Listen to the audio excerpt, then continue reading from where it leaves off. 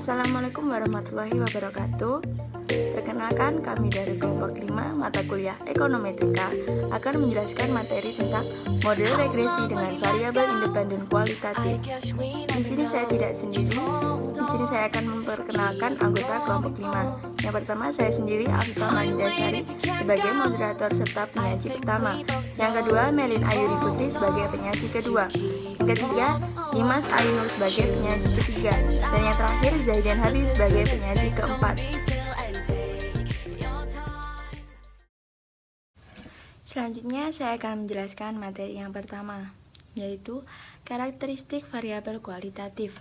Variabel penelitian adalah atribut atau sifat atau nilai dari orang, objek, atau kegiatan yang mempunyai variasi tertentu yang ditetapkan oleh peneliti untuk dipelajari dan kemudian ditarik kesimpulannya. Variabel dapat dibedakan atas yang kuantitatif dan kualitatif. Contoh variabel kuantitatif misalnya luasnya kota, umur, banyaknya jam dalam sehari, dan sebagainya. Contoh variabel kualitatif misalnya kemakmuran, kepandaian. Macam-macam variabel. Yang pertama, variabel independen. Dalam bahasa Indonesia sering disebut sebagai variabel bebas. Variabel bebas merupakan variabel yang mempengaruhi atau yang menjadi sebab perubahannya atau timbulnya variabel dependen atau terikat. Yang kedua, variabel dependen.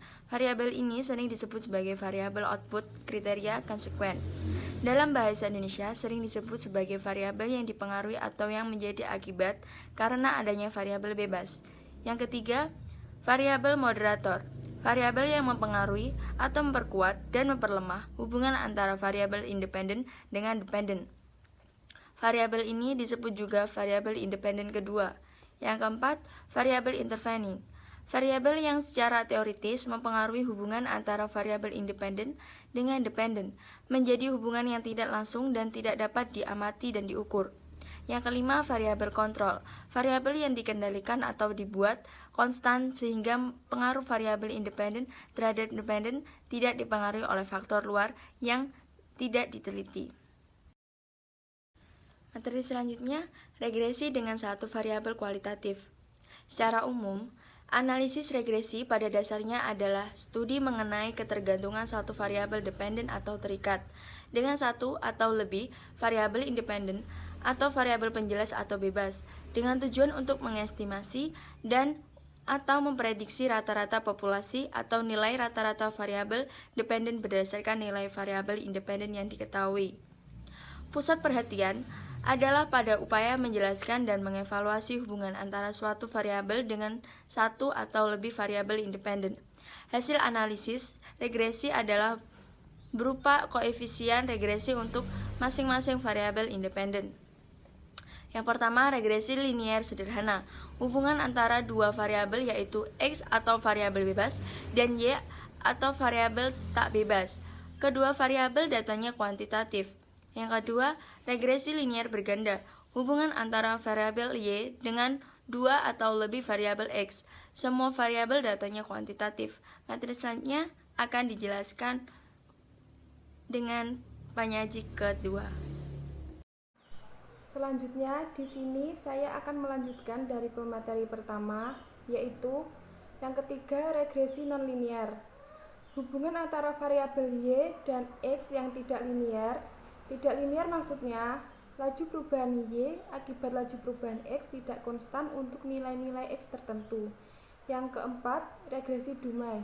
Hubungan antara variabel Y atau data kuantitatif dan variabel X atau data kualitatif. Yang kelima, regresi logistik. Hubungan antara variabel Y atau data kualitatif dan variabel X atau data kuantitatif. Yang selanjutnya, karakteristik agresi. Yang pertama, model regresi dikatakan layak jika angka signifikansi pada ANOVA sebesar kurang dari 0,05. Yang kedua, tidak boleh terjadi multikolinearitas, artinya tidak boleh terjadi korelasi yang sangat tinggi atau sangat rendah antar variabel bebas. Syarat ini hanya berlaku untuk regresi linier berganda dengan variabel bebas untuk lebih dari satu. Yang ketiga, Keselarasan model regresi dapat diterangkan dengan menggunakan nilai R2. Semakin besar nilai tersebut, maka model semakin baik. Jika nilai mendekati 1, maka model regresi semakin baik. Yang keempat, terdapat hubungan linier antara variabel bebas X dan variabel tergantung Y. Yang kelima, data harus berdistribusi normal. Yang keenam, data berskala interval atau rasio. Yang ketujuh, kedua variabel bersifat dependen, artinya satu variabel merupakan variabel bebas atau disebut juga sebagai variabel prediktor, sedang variabel lainnya variabel tergantung atau disebut juga sebagai variabel response. Poin C, regresi lebih dari satu variabel kualitatif. Regresi berganda adalah model regresi atau prediksi yang melibatkan lebih dari satu variabel bebas atau prediktor. Istilah regresi berganda dapat disebut juga dengan istilah multiple regression. Kata multiple berarti jamak atau lebih dari satu variabel. Selanjutnya akan dilanjutkan oleh pemateri selanjutnya. Baik, saya Muhammad Dimas Ainur. Saya akan menjelaskan materi selanjutnya, yaitu tentang jenis-jenis regresi berganda. Regresi linear berganda adalah model regresi berganda jika variabel terikatnya berskala data, interval atau rasio, kuantitatif atau numerik. Yang kedua yaitu ada regresi logistik berganda. Adalah model regresi berganda jika variabel terikatnya adalah data dikotomi. Contoh regresi berganda yaitu pengaruh rokok dan jenis kelamin terhadap kejadian kanker paru-paru, di mana rokok kategorinya ya dan tidak, jenis kelamin kategorinya laki-laki dan perempuan, sedangkan kejadian kanker paru-paru kategorinya ya dan tidak. Kemudian yang ketiga ada regresi multinominal berganda. Regresi multinominal berganda adalah jenis regresi di mana variabel terikat adalah data nominal dengan jumlah kategori lebih dari 2 dan variabel bebas ada lebih dari satu variabel. Contoh regresi ini adalah pengaruh pendidikan orang tua dan penghasilan orang tua terhadap pilihan jurusan kuliah, di mana pendidikan dan penghasilan orang tua berskala data ordinal dan pilihan jurusan kuliah adalah variabel berskala data nominal lebih dari 2 kategori, yaitu jurusan kesehatan, hukum, sosial, sastra, dan pendidikan. Materi selanjutnya yaitu variabel Dumai.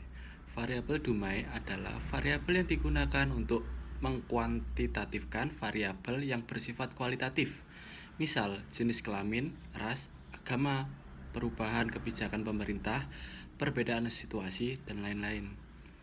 Variabel Dumai merupakan variabel yang bersifat kategorikal yang diduga mempunyai pengaruh terhadap variabel yang bersikap kontinu. Variabel Dumai hanya mempunyai dua nilai, yaitu 1 dan nilai 0, serta diberi simbol D. Dumai memiliki nilai 1 atau D sama dengan 1 untuk salah satu kategori dan 0 atau D sama dengan 0 untuk kategori yang lain. D sama dengan 1 untuk suatu kategori, laki-laki, kulit putih, sarjana, dan sebagainya. Sedangkan D sama dengan 0 untuk kategori yang lain, misal perempuan, kulit berwarna, non-sarjana, dan sebagainya. Level internal yang memiliki nilai 0 mutlak, artinya nilai 0 menunjukkan bahwa atribut yang diukur sama sekali tidak ada pada objek yang bersangkutan. Variabel Dumai, variabel dengan skala nominal dikenal juga dengan variabel indikator, variabel kategoris, variabel kualitatif, atau variabel Dumai. Dalam analisis regresi, variabel dependen tidak hanya dipengaruhi oleh variabel skala rasio, semisal pendapatan, output, harga, biaya, tinggi, atau yang lain-lain. Variabel dengan skala nominal, misal gender, ras, kebangsaan, dan lain-lain juga berpengaruh. Saya akan melanjutkan pemateri ketiga, yaitu variabel Dumai. Variabel Dumai digunakan sebagai upaya untuk melihat bagaimana klasifikasi-klasifikasi dalam sampel berpengaruh terhadap parameter pendugaan. Variabel Dumai juga mencoba membuat kuantitatif dari variabel kualitatif. Pertimbangan model berikut ini, yaitu Y sama dengan A kecil plus BX tambah C D1. Itu model Dumai intercept. Selanjutnya Y sama dengan A plus BX plus C dalam kurung D1X, yaitu model Dumai slope. Yang terakhir 3 kali Y sama dengan A plus C dalam kurung D1X plus D1, yaitu kombinasi. Contoh, kita ingin mengetahui jenis kelamin atau lokasi dan industri terhadap upah. Pengaruh jenis kelamin atau upah modelnya sama dengan upah sama dengan A plus B1 DJK plus E, di mana DJK adalah Dumai jenis kelamin, laki-laki atau perempuan. Selanjutnya, pengaruh lokasi terhadap upah. Apakah desa lebih rendah upahnya dari kota? Model upah sama dengan A plus B1 D LOK plus E, di mana D LOK adalah Dumai lokasi. Pengaruh industri terhadap upah. Model upah yaitu A plus B1 DIND plus E, di mana DIND adalah Dumai setiap klasifikasi industri. Selanjutnya, macam-macam variabel Dumai. 1. Regresi atas satu variabel kualitatif atau 2 kategori. Dari data yang diberikan, misalnya kita ingin meregresikan variabel kualitatif jenis kelamin terhadap penghasilan dengan kuantitatif laki-laki sama dengan 1 dan perempuan sama dengan 0. Model regresi yang kita bentuk yaitu Y sama dengan B1 plus B2D, di mana Y sama dengan penghasilan, D variabel Dumai untuk jenis kelamin. Selanjutnya, regresi atas satu variabel kuantitatif dan satu variabel kualitatif atau 2 kategori. Dari data yang sudah diberikan, misalnya kita bentuk suatu model regresi sebagai berikut. Y sama dengan B0 plus B1 DS plus B2 PD plus EI, di mana DS yaitu Dumai jenis kelamin, sedangkan PD yaitu pendidikan. Yang terakhir yaitu regresi atas satu variabel kualitatif dan satu variabel kualitatif lebih 2 kategori. Dari data yang diberikan, misalnya kita bentuk suatu model regresi sebagai berikut. Y sama dengan B0 plus B1 DK1 plus B2 DK2 plus B3 PD plus E1, di mana DK1 yaitu Dumai jenis pekerjaan, 1,5 terampil, 0 lainnya, DK2 Dumai jenis pekerjaan, dan 1 terampil, 0 sama dengan lainnya, PD pendidikan. Sekian penjelasan materi dari kelompok 5. Bila ada kurang lebihnya kami mohon maaf. Wassalamualaikum warahmatullahi wabarakatuh.